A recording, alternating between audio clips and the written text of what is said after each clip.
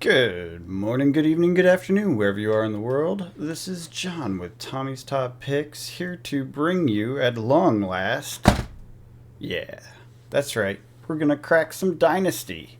Finally got my frickin' boxes. It took forever. Over a week. This is Saturday of the week after release, so I guess it was really a week and a day, but hey, that is way too long for someone like me.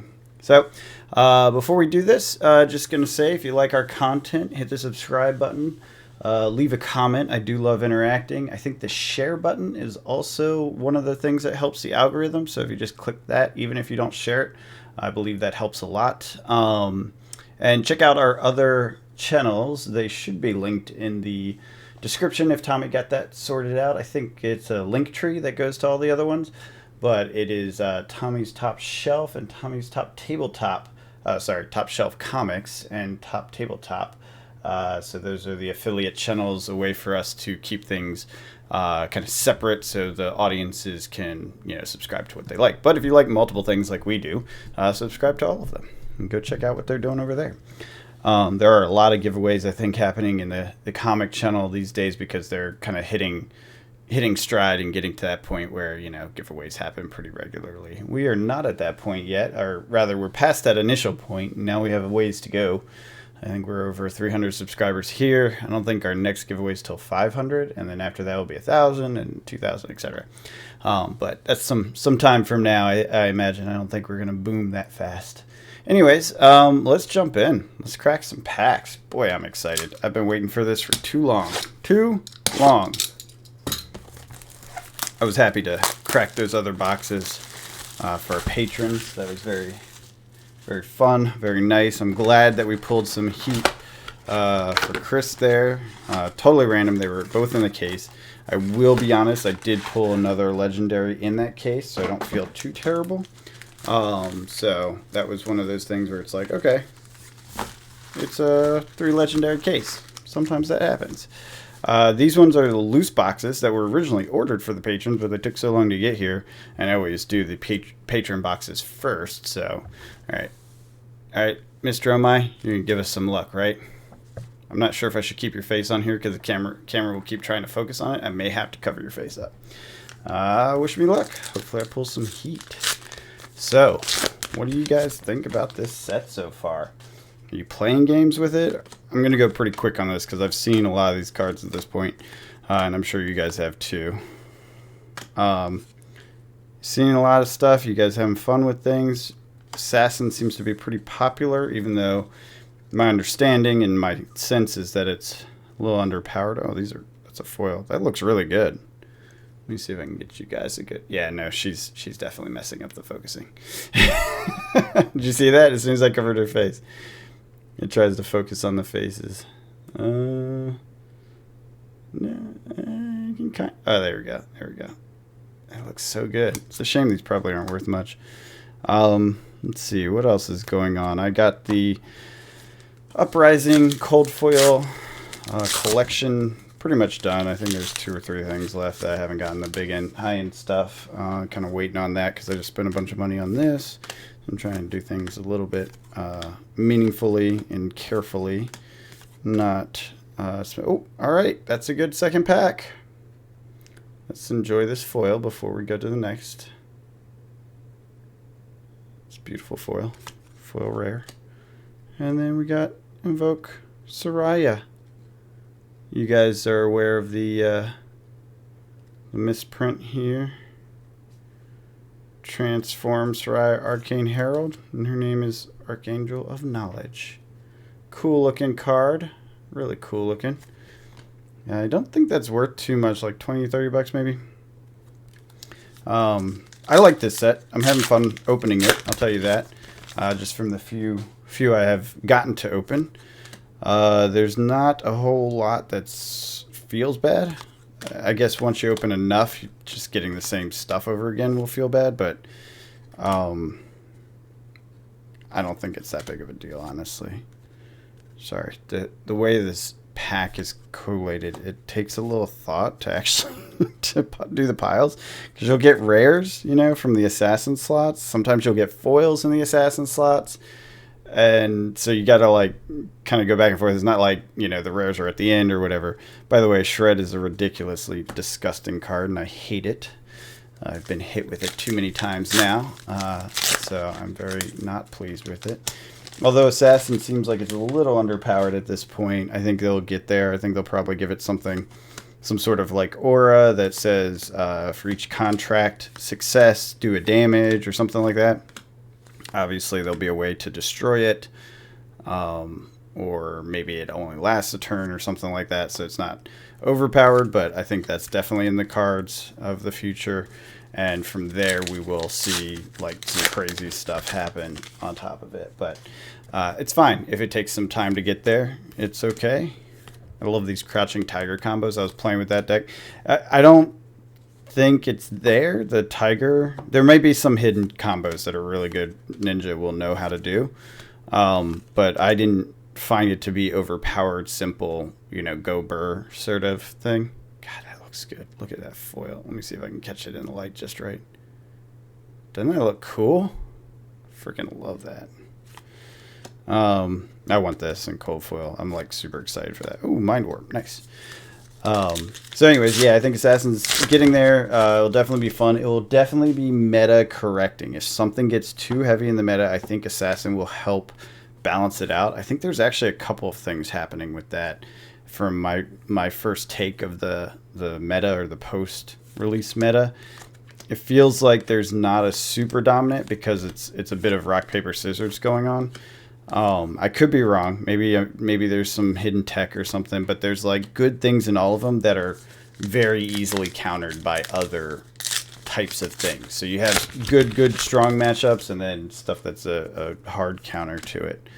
I'm trying to think of the perfect example, but I've looked through a bunch of decks. I've played a bunch of different decks now. Payday, that's a good one.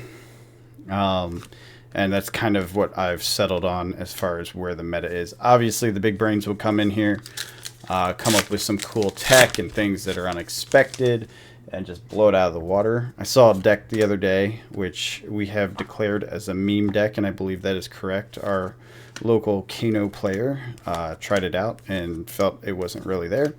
But it was kind of a cool concept. So it was a brainstorm, right? And then a bunch of items that have go again. So if you pulled off the top for Kano, you can play it, get go again, and then play something from hand, like a power card or spell. Most of the stuff was trying to draw, like Sift, and you had Deja Vu. What else? There's a handful of draw tech in there. So the idea is you just cycle through the deck as quick as possible.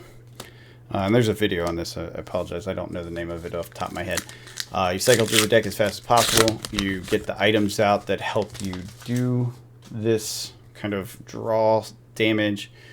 I'm trying to remember what all they were. There's 2 or 3 that were really good as draw mechanisms. I know Deja Vu is one of them, but I think there's something else. Anyways, you get that set up so you have like 4 of them. Oh, that's right. It was using cash in and cash out. So having items on the board allowed you to cash out, creating silver, which allowed you to cash in, which was card draw. And then, of course, you had the potions and certain things that would allow you to draw, and resources. So you were trying to get potions out for resources and then potions out for card draw. I forget what those were exactly. I think it might have just been Deja Vu. And then from there, once you're set up, you do your cash in, cash out, give you card draw, and you do brainstorm, and you basically just go through the whole deck, like really hardcore. Sift, pull some stuff, sift, this, do that, pull some stuff, draw, blah, blah, blah, Kanoing the whole time, getting as much out as possible, and then finishing it off with that Blazing Aether, so that you're, taking that times that damage or whatever it is, times 2 situation. It was fun. It was a cool little deck. Definitely feels memey. It feels like there's a lot of weakness. Obviously, items don't block. But my whole excitement with it, and I don't know if I've said this on the channel before, but it's definitely a thing. I love... never yield. I love draw combo deck from Magic. We've talked about it on the podcast, I know, how I like red blue Magic. And I love that stuff, also known as playing solitaire. Tommy hates it, and I understand that. But for me, being able to figure out that line of play that just gives you the go-off combo. Oh, nice. Cold foil. This is a good box. Wait a second. I think this is like Chris's box, wasn't it? Shuko, Soraya. What was the other one? What was the other card? Because if it was... There was another legendary in here. Was it the Emperor? I think it was the Emperor. So if we pull the Emperor, this is the exact copy of the box that Chris pulled. I'll have to go back and watch it, but this is pretty funny how similar it is. I think the M's were different. I don't remember him getting Never Yield. This is wild. Anyways, yeah, I love that combo stuff. I would love to see that happen. I really do want to see a draw deck exist that can kill you with either Kano or Iyslander as a wizard. I think Brainstorm being done by Mark Poole is kind of a hint or a inside joke. You got to remember that James White played Magic professionally, so Mark Poole and Brainstorm and doing draw stuff in a degenerative way is something in his background. Yes! I am very fond of this. This is going on the shelf. This is one of the ones I wanted on the shelf, so now I don't need to buy it or trade for it. That's gorgeous. I love that. Okay, so this is different now. Chris didn't get that. Oh, whoa! Double impact. Heck yeah, Cryptic Crossing. Excellent. Excellent. All right. So yeah, definitely different than Chris's box. But yeah, I feel like that's kind of an inside joke, and it's definitely a thing, and it will happen at some point. They're definitely building towards it, right? This draw kill combo. I mean, you don't do Brainstorm without building towards it. So I think that's where we're going to get to eventually. It may be a way to push Kano out of the meta, because his off the top of the deck play style is particularly good into a draw type deck, because it allows him to keep going. And I think that will get him out of the running. He will LL. It will be degenerative, and everyone will hate it, and it will LL quickly because it will be dominant. And then they can open up the design around wizards, because Kano's off the top power, I think, limits any wizard cards you add, because you have to think about it coming in at any point in the game. There's no way to balance it with the hand, because it's just a way for him to do it at all times. And because of that, if you put anything too powerful there, it will automatically be something you can cycle to chase down off the top, or second cycle into it. And I think that's limiting it. Whereas like Iyslander can't do that. She'll never be able to dig through her whole deck. She just isn't made for it. And I think most wizards that I think the concept will... Oh, nice. Foil Payday. I think the concept is that they'll make them play on our turn. Like, that's a wizard thing. Yes, Powder Keg. Another double M. This is a crazy box. They'll make them play on the opponent's turn. That's a wizard thing. But it will be far more limited than Kano, which is basically just go forever if you have resources, which if you do card draw stuff, you will continue to have resources, right? So it's one of those things where I think Kano has stripped down the ability to do some stuff and limited the design space, and I think they have to LL him to get him out. Nice. Galvanic Bender. First time I've seen that in person, I believe. I saw someone put a deck tech out on this Mechanologist thing. I don't know if it's viable or if it was just kind of like, let's play around with it, see if it works. But that's kind of neat. If you know of anyone that has this mech, I'm calling it Transformer because it reminds me of Transformer style, or what do they call it? Not Transformer, what do they call it? Voltron. From Magic. Nice. Rainbow Foil Scramble Pulse. That looks great. Oh my god, can you guys see that? That looks great. Sorry, I've only seen so many of the actual foils. But yeah, this Voltron style, I think, is a new meta thing that's going to be coming over time. And so I'm excited about it. I just don't think it's there yet, but I saw a video come out. I'm not sure if it's competitive or not. So if you know of a competitive list or you think there's a way to do it, I'd love to hear about it. Because I do think it's awesome to have these new archetypes. Obviously, the Assassin is Mill. It's weakened right now because it's brand new, but that's what you should expect. New types are going to take a few sets to get their card pool up. And then Voltron's also the same feel to it, but maybe there's something there. Maybe it's viable. I don't know. So if you know of it, let me know in the comments because I'm really curious. I would like to actually give it a shot when it becomes viable because I played Dash for a while. I enjoyed her, and I just ooh, nice, another M. It's a lot of freaking M's in this box, it seems. I could be wrong. Maybe it's a normal amount. But yeah, I'm enjoying the set so far. There's a lot of exploration going on. I love supplemental sets because of that. It just gives you a lot of options and things you get to explore and look into and decide whether they're worth it or not. It's pretty nice. It's pretty nice. Fun meta. Fun exploration. So, what's your favorite card? What's your favorite class? What's the thing you're looking most forward to? And another M. And as we wind down on these last two packs, a little bit of a market situation. Surgical Extraction has actually gone up.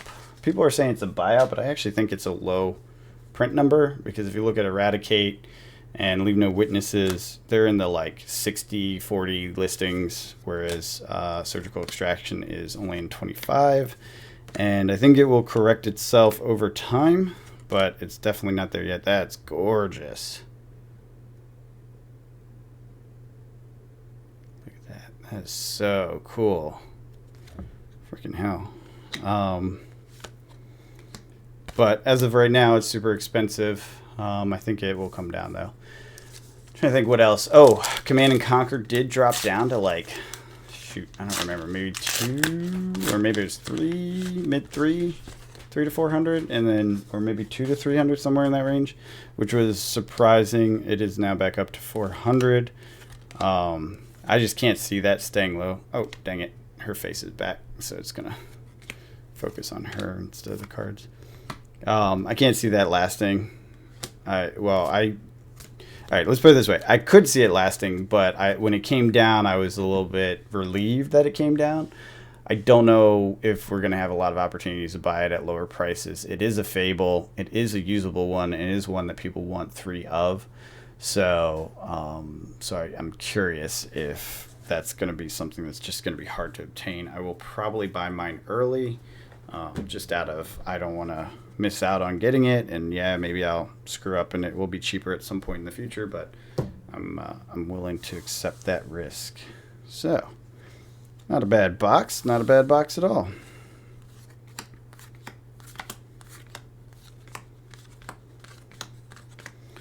Extended art, not bad.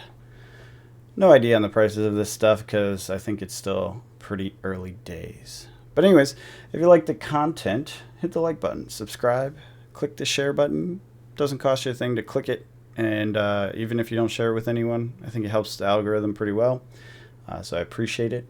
Appreciate all you guys out there. Appreciate all the comments. Always enjoy interacting with you and hearing what you think about the latest and greatest in the Flesh and Blood world. What's happening in the markets and the dynamics of everything.